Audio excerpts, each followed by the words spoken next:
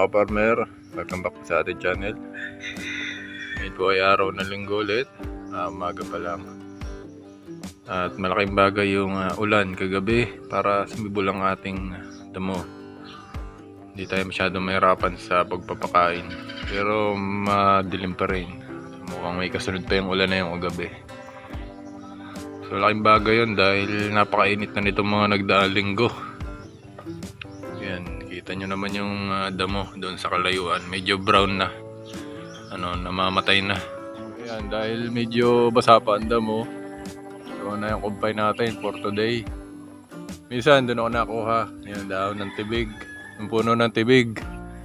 Minsan naman ay ito ay pilipil.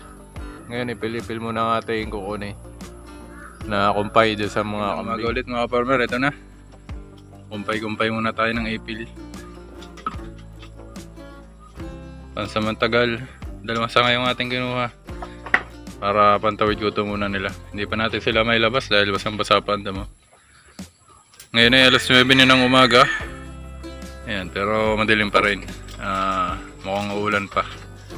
So nakakatawa lang mga kambing na to dahil hindi sila pihigan talaga sa pagkain. Lalo na tong aming barako. 2 sanga lang, yun pa yung iba. Ayan. Mamaya ay magtuturok ako ng vitamin sa mga kambing na maliliit. Uy. Hanggang ano na yan, hanggang tanghali na ito, pamakain nila. Hanggang sila, may labas sila. Ano lang yung gutom nila, mabawasan. Tsaka masustansya naman ang ipil-ipil. Ayan, mataas ang crude protein nito. Sila naman yung ating mga bakling. Almost 3 months mga kaparmer sa March 4. Ayan. Ating sila mamaya. Ito naman yung ating 1 month old. Ayan. Yung ating 1 month old na lalaki, pansa-isang inahin. Yan. Kumakain na siya. Nakakatawa naman eh. Yan, kumakain na. May dede pa rin oh.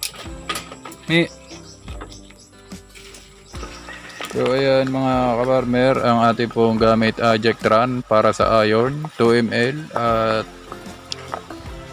Biton para sa vitamin A, D, E, 1 ml lamang para dun sa ating mga maliliit na kambing.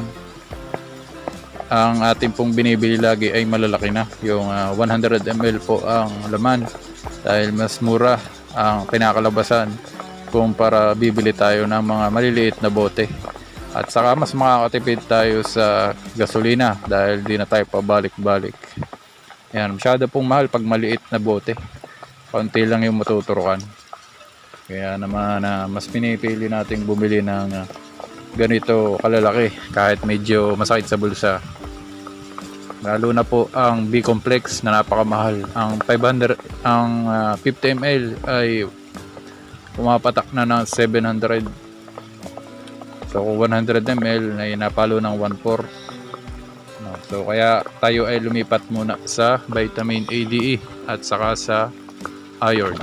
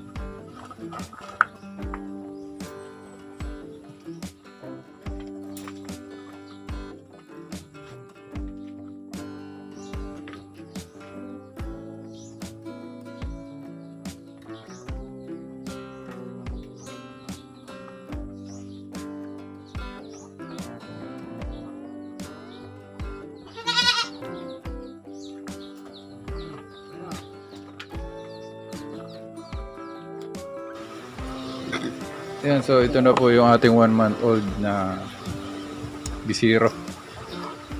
Bilis niyan lumaki. Oh. So tuturuan ko na lang siya dito sa may bandang hita para hindi mahirap dahil hindi pa naman siya ganun kabigat at hindi pa naman siya ganun kalakas para pumalag. Mas mabilis kasi dito. Lalo na pag maliit pa yung kambing na inyong tuturuan. Yeah, so ginagawa ko nating monthly ang pagtuturok sa ating mga alagang kambing dahil maselan talaga ang kambing. Mabilis silang pumayat at mabilis silang tamaan ng sakit. Yan, so okay na po mga kapartner. Ang laki na, 1 month old.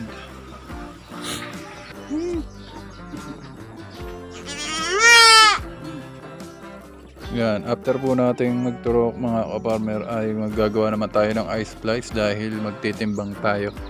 At maglalagay tayo ng panliig sa aking mga bakling para malagyan na sila ng tali. So 3 tali, isang panliig at saka isang pantali doon sa timbangan. Meron akong biniling hanging scale at meron akong biniling spring scale sa online at saka sa Inco. So pagkukumparahin natin yung dalawa kung accurate nga ba yung timbang nila. Ay, mali pala. Tinignan ko na pounds pala yun. Gaya na.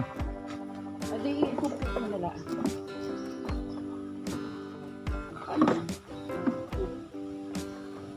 Bitaw. 5 kilo. 5? Tapos yung pangarin dalawa. Yan. 8 kilo. 8? Ay, bali siyam. 9 na kilo. Parehas din yun. Yung isa. 9 na kilo. Ano yung isa? Bigay. Pa. Ay! Pala! Kita! Oh. 14. 14 kilos. Bukan natin din isa na. Isa sabi. Sasapit mo pa.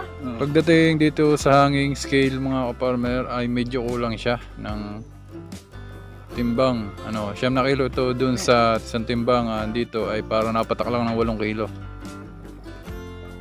Ayan, yun yung sinasabi ko sa inyo na hindi siya masyadong calibrated. So pagdating sa timbang medyo siya kulang. So maganda itong gamitin kung kayo ay mamimili. Pero pag kayo ang magbebenta tapos ito yung gagamitin ay malulugi kayo. So pwede na rin naman sa presyo niya na 350 pesos.